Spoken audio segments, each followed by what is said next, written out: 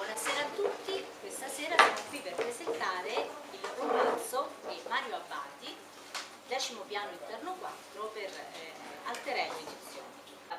Mettere insieme tutta una serie di pezzi che ad incastro apparentemente sembrano così un po' essenziali e poi dopo man mano invece svelano una ricchezza, uno strato di livelli proprio sempre più profondi, sempre più complessi, per arrivare appunto a fare la costruzione di questo romanzo. Il termine costruzione non è casuale anche perché qui si parla di un palazzo, anzi di due palazzi. Il protagonista di questo romanzo va ad abitare in un condominio, un grande condominio di questi, come può essere, ecco, parlando prima con Mario, con Marilena, Milano 2 per dire, cioè queste nuove periferie funzionali a un polo lavorativo che possa essere, non so, un aeroporto piuttosto che una emittente privata, eccetera. Io comincerei proprio con, se volete, con l'approccio, il primo giorno in cui Aleandro arriva praticamente sì, nel palazzo. Mi incarico io delle letture, buonasera a tutti. In questo caso l'autore è anche attore. Esatto.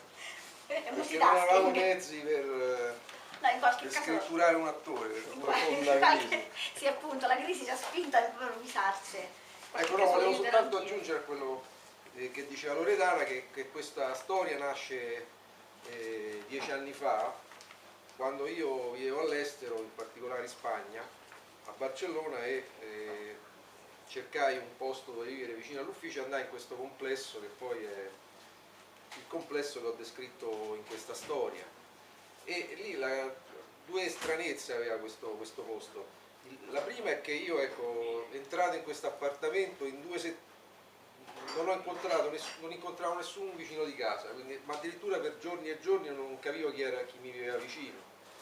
E sentivo soltanto i rumori, vedevo gli ascensori che si muovevano, c'era un portiere, però tutto il resto era privo di figure umane, per cui mi chiedevo, ecco, se effettivamente non fossi solo in questo edificio.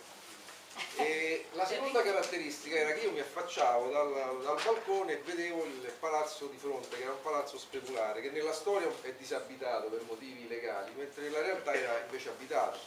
E vedevo questi balconi tutti illuminati, queste grandi finestroni, porte a vetri spalancate, quindi vedevo da una distanza di 50 metri, insomma, non nei dettagli, però mi accorgevo di questi saloni molto di alto livello, eleganti, con parquet residenziali, e però in balcone non usciva mai nessuno.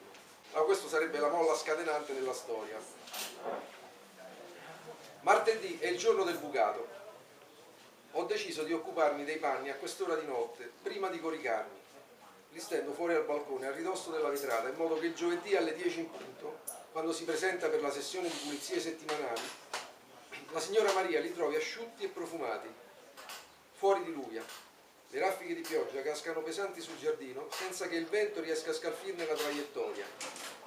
Prelevo il sopra del pigiama dal catino, sto valutando la cordicella migliore dove appenderlo, quando un occhio di luce si accende oltre la cortina di pioggia.